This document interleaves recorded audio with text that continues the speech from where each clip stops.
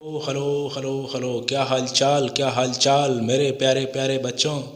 तो बहुत से बच्चे और गार्जियंस और पेरेंट्स के कमेंट थे, सर काउंसलिंग कैसे करें, प्रोसेस बता दीजिए, स्टेप बता दीजिए।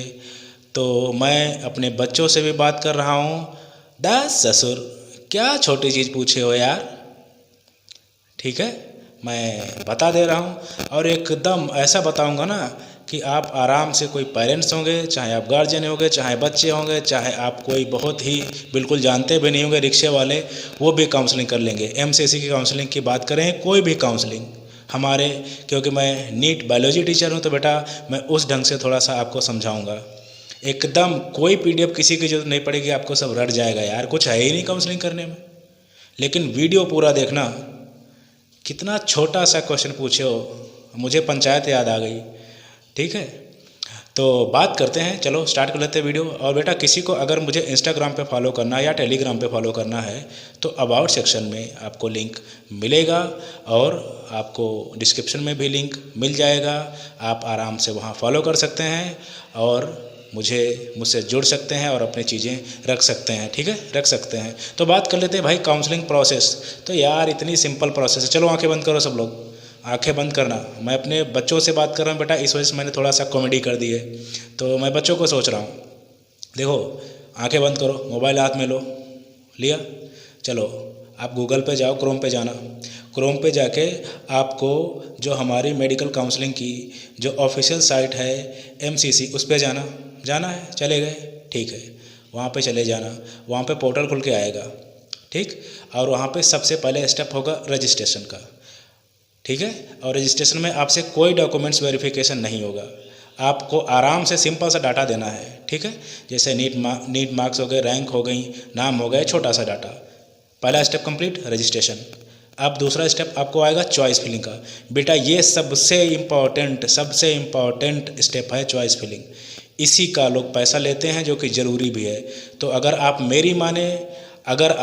मेरी माने एकदम, तो आप किसी को थोड़ा बहुत पैसा दे दीजिए। भाई मैं नहीं कहता मुझे ही दीजिए, क्योंकि मेरा जो प्रेफरेंस लिस्ट का जो चार्ज है वो 1,000 रुपये है।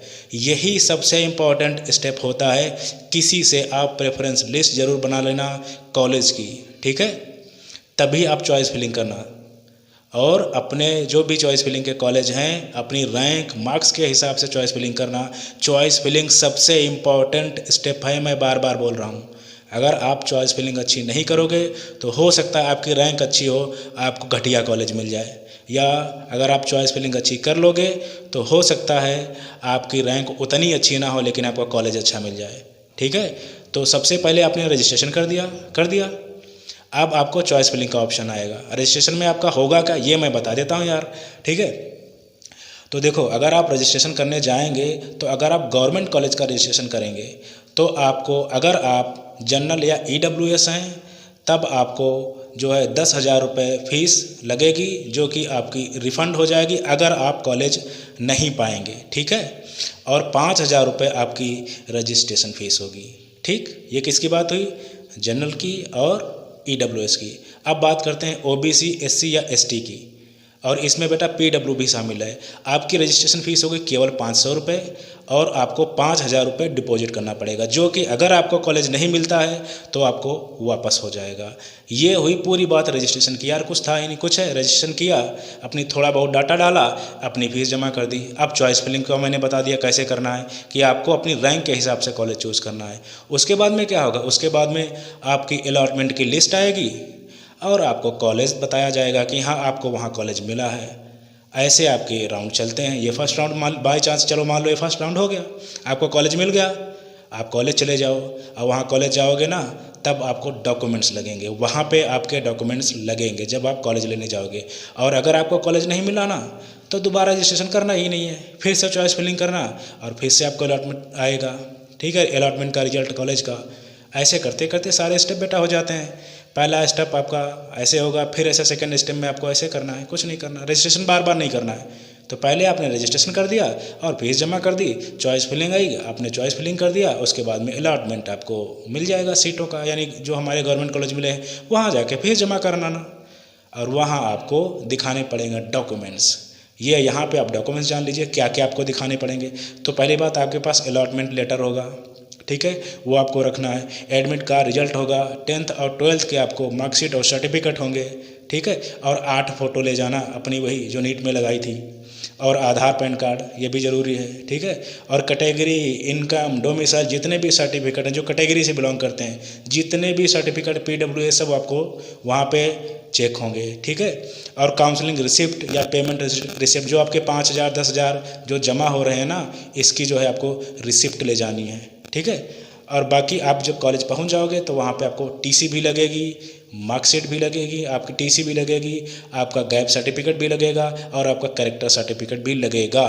तो इतनी चीज़ें आपके पास होनी चाहिए। ये डॉक्यूमेंट्स हैं बेटा।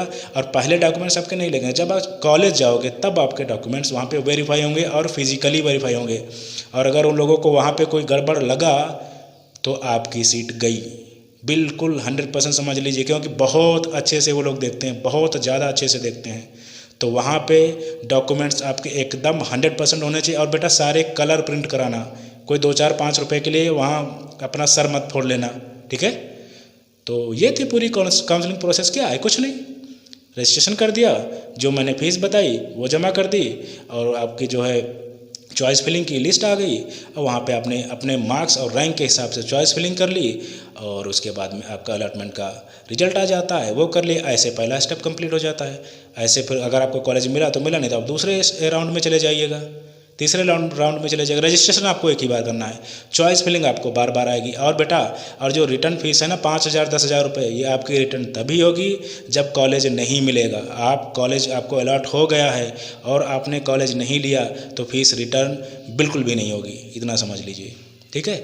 आई होप आपको समझ में आ गया होगा। यार इसमें क्या PDF देने की ज़रूरत थी, समझे मेरे लल्ले बच्चों। Thank you very much, thank you. Channel को सब्सक्राइब जरूर करना।